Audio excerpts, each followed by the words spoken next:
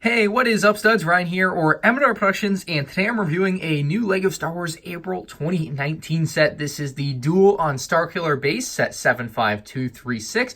It includes 191 pieces, and in the US costs $20, which some people think is overpriced. It's pretty on par for the price per piece, but I can definitely see the sentiment where it is a little bit pricier than some people would like. If you're of that mindset, I would highly recommend you wait for it to be on sale, but that being said, we'll get more into that later. This is obviously a new 2019 set that just came out or is coming out on April 1st, depends on when you watch this video, or it came out 5 years ago. I don't know when you're watching this video, man. It's got the new Darth Vader box art, or if you're watching this video in 2025, old Darth Vader box art. Anyway, we're off that tangent now. This looks bad. Not the set looks bad, the box art behind it looks bad. It looks like terrible CGI. Look at the trees back there. I don't know. It looks really bad behind the set. It looks awful back there. So we're going to ignore the box art. That's going to be a knock on the set, but we're just going to ignore it for the most part because it just looks like a 2005 CGI forest for a video game or something. Like, not a good look. There are some features on this set which are shown off on the back of the box, and of course we'll take a look at throughout the course of the review. And you get the two minifigures, Rey and Kylo Ren, which we'll also take a look at in a moment. I did find this set at Target before you ask in the comments section below. And we have the instruction manual here, pretty standard LEGO instruction manual. You won't find anything special in this like the 20th anniversary sets, and you'll find a little bit of advertising in the back. Our first minifigure is this pretty good looking Rey figure, of course based off the end of the Force Awakens. She's wearing her attire from then. She has the nice hairpiece. I love that triple curl there going on in the back. I think that's an excellent hairpiece that LEGO whipped up for her. I also believe that is a character locked or theme locked just for Star Wars hairpiece. That's what Jessica Good's been telling me. Give me some propaganda there. I believe that you only find that hairpiece in Star Wars. That's an interesting tidbit I kind of learned lately. You also have a pretty nice looking Rey face, just pretty standard honestly though.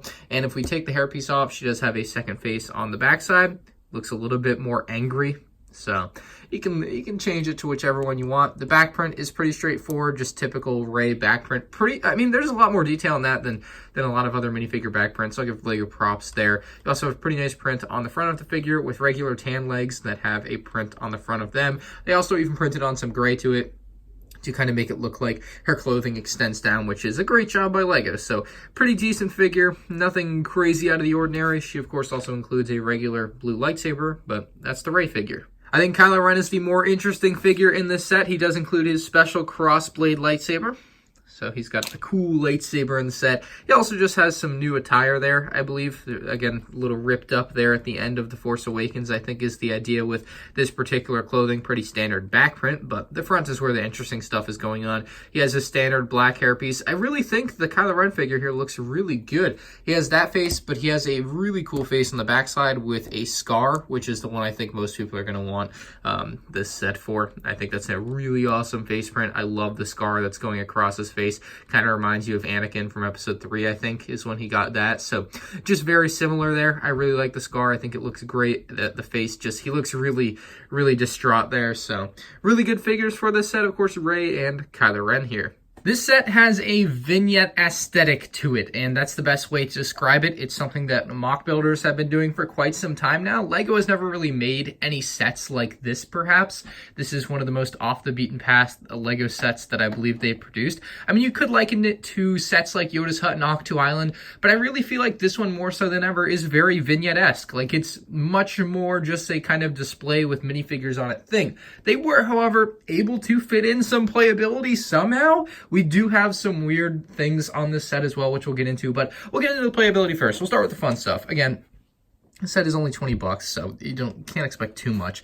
There are these twistable or rotatable plates or tiles on here. I think they're plates, round plates, and you can basically rotate them 360 degrees. Very reminiscent of what we saw with the Praetorian Guard battle pack, where you could just kind of have them battle back and forth, and I think this is a solid feature. So you can take your minifigures like Kylo Ren, plop him on there, and you can also take Rey and put her on the other side with her lightsaber, and if you get the angles right, you can actually have them have a little back and forth battle here when you can bang, bang, bang, bang, bang, bang, like back and forth. Like, it can be fun. Obviously, you can't do too much with this, but it's something that I could see, children actually having fun with, and there's nothing wrong with that, right? It's actually a neat little feature, and it's actually a good place to just go ahead and put your minifigures.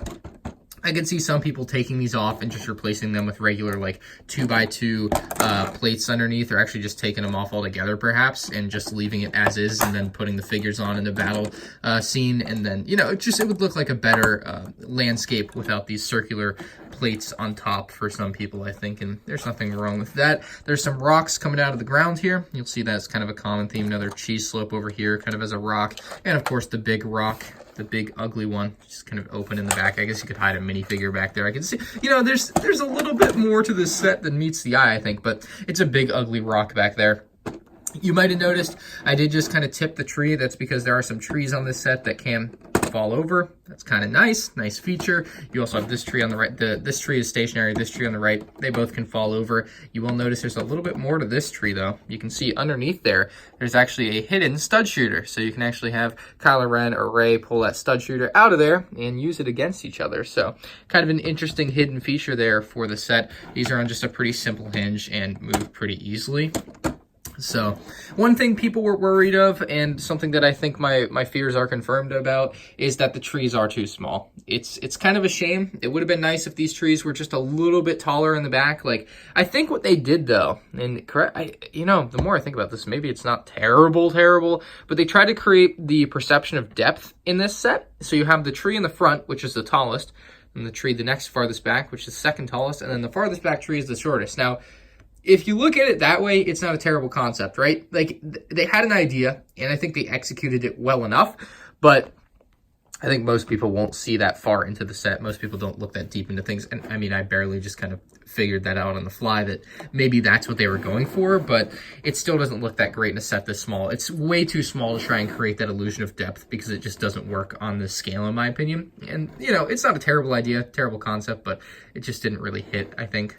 I do like the trees though. I think that the white foliage is nice. Of course, having snow on it is really cool. I didn't even know these pieces existed. Maybe they were in LEGO Friends set. Maybe I did know they existed, but I think the point being is that it looks nice with the snow, and it's a nice added color there. It would look terrible if it was all green. So great job by LEGO to add that in.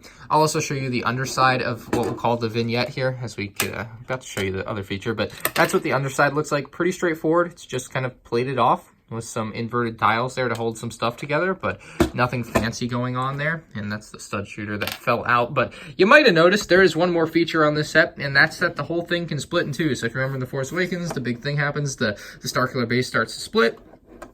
Well, this is kind of recreating that.